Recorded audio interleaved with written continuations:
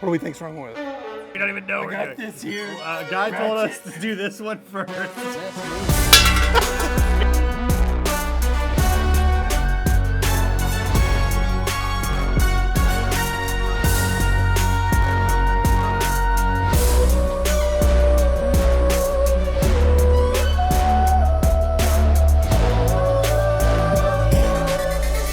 Hopefully we can put it back together.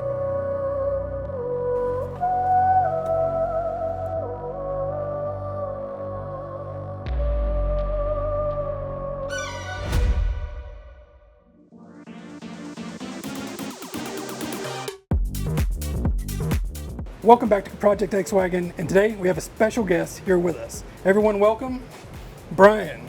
Hey, Colourlock, KCX KCX Colourlock. Yeah, right? What are we doing today? Today we're going to go over some basic tips of cleaning and treating leathers and vinyls. Basic So, tips. a few things that you guys didn't see on the interior episodes was we actually did not clean this back seat area. Now, you may have thought we did, but we actually didn't. And the reason we didn't is because we wanted to save this for Brian. And we wanted to show off Colourlock and everything that it actually does for your interior. So what are we going to do today again? I mean, we're going to first decipher what's leather and what's vinyl. Okay. And then we're going to go over some basic cleaning tips on how to clean, treat, protect, and utilize our kits to be able to treat these in the best way that you can. Awesome. That's great. Well, this seat looks like you're going to be able to showcase all those products extremely well. Absolutely. But I'm actually going to leave this to you. I am going to check out for the day. So Thank you, Justin. I'll catch you guys on the next one.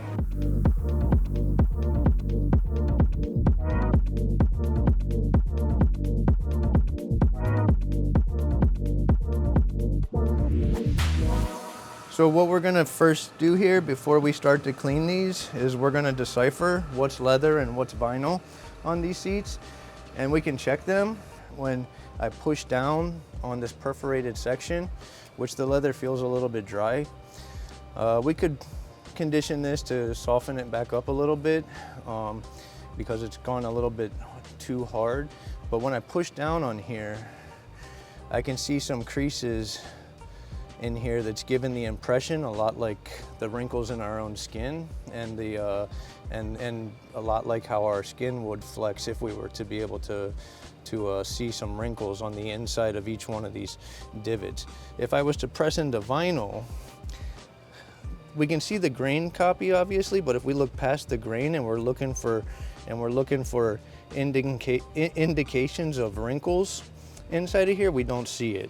So we know that this is vinyl and this is leather. We have two different choices. We have a leather cleaner mild and we have a leather cleaner strong that is basically with a little small percent of 4% soap increase to it. So this is a little bit stronger and it does have a little bit of a more soapiness effect than the mild leather cleaner. So that's the primary two differences. Both of these are producing foam onto a brush. Is better to apply it straight to a brush than applying liquid directly to the surface, because we're overall, whether it's leather or vinyl, if we're dealing with interiors and if we can reduce moisture content, then we're doing a little bit more of a safer job. So if I try a little bit of leather cleaner mild on a brush and apply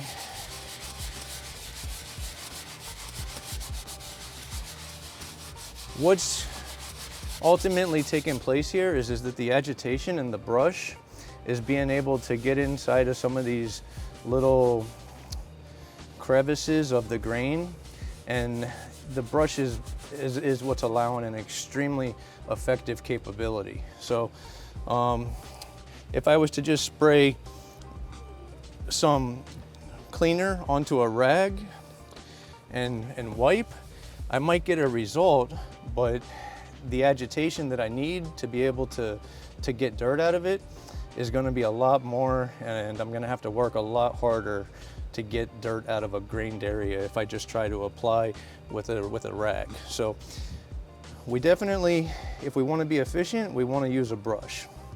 And the cleaning brush is super safe on leather. It's designed with synthetic bristles so that, one, it's not creating heat.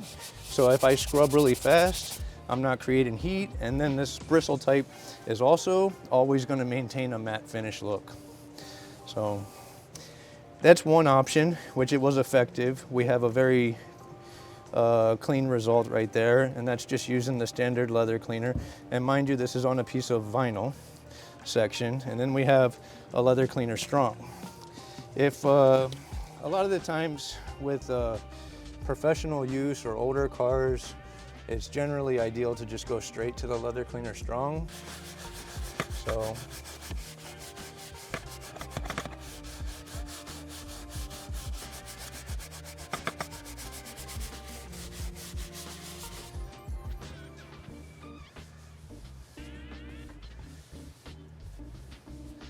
now I'm going to do some cleaning on a piece of leather. The foam activity and the brush is being more kind to the leather because we're reducing the amount of moisture that's actually on the leather. So when we're using foam, it's mostly to be kind to the leather, as opposed to having a spray trigger and spraying. I'm spraying a ton of liquid viscosity, and it has more chance of penetrating into the leather and causing more absorption. If we just want to see what before and after. As you can see, we're still on the wet side of things, and we can see that just this little bit of foam moisture, which is enough liquid content to be able to obviously show a difference there, that we can see that the moisture has made somewhat of a mild effect to the surface.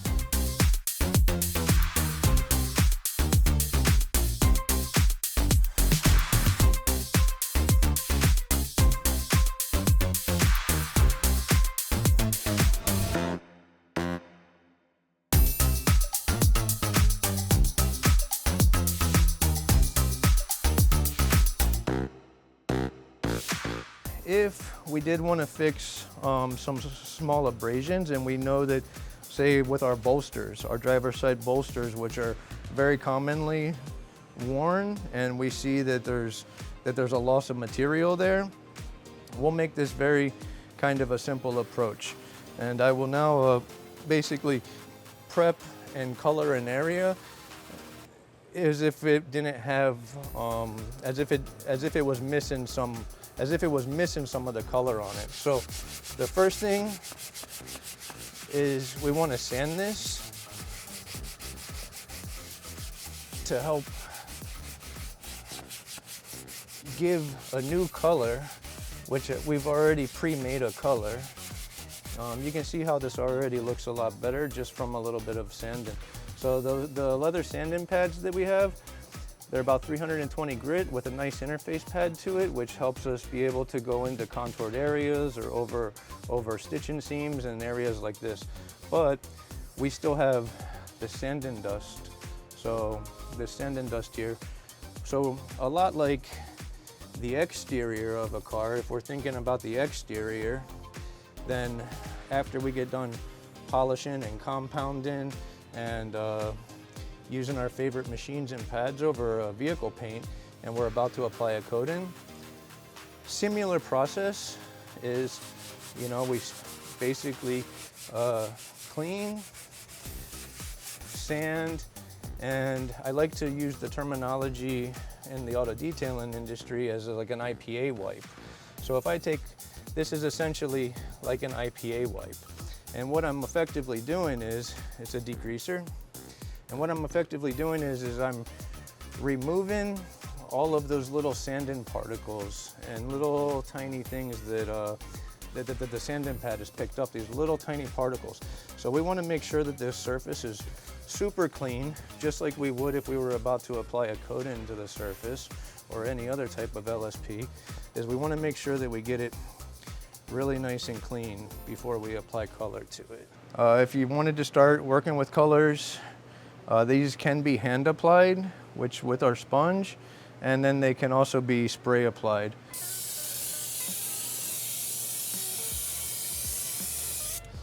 So as I build the layer of color back up, this is what's ultimately going to restore the surface on the perception side of what we want to see. So when we want to see with our eyes that everything looks amazing here, because we have an area that has been distressed and we need to put some more material back to it, then it's just as simple as applying some extra color to the area. And I'm not applying it so super thick that I want to, you know, have a terrible looking paint feeling over it. That I apply thin layers and I let it build up. And we can do the same thing in a hand application. So as long as we take our time and go over it and build our layers up smoothly, now we can see a much better indication of what we want the color to look like here. Clean in with sand, prep, and new color. And now we're starting to look a little bit better.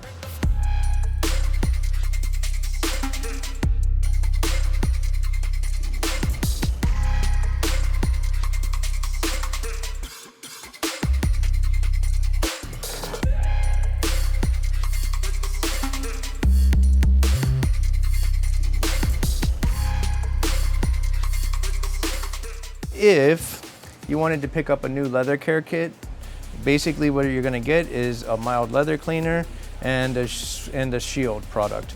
Shield is an anti-friction product, which is basically going to help us do two things. Number one, it's great for a new car so that we can reduce the amount of friction. It's absorbing this friction so that we produce less wear and tear on a new car, and ultimately our leather surfaces will last longer because of this.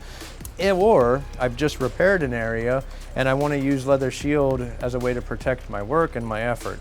So it can be used in both manners. I think that you want to focus Leather Shield onto areas of a vehicle where you have the most amount of traffic and the most amount of abrasion onto a leather surface. So you can apply this with an applicator, a rag, a sponge of some kind, but since I already have my air pistol hooked up, I've just applied a little bit of the Leather Shield into my air gun, and I can just spray the surface down. And effectively what I'm doing with the Shield is I'm creating an anti-friction surface to these areas so that we have basically a sacrificial layer that's able to take the abrasion as we move outside of finishing our area. So it's going to last a lot longer, it's going to have a good feel to it, and we're going to be able to enjoy our leather seats longer by caring for it the right way.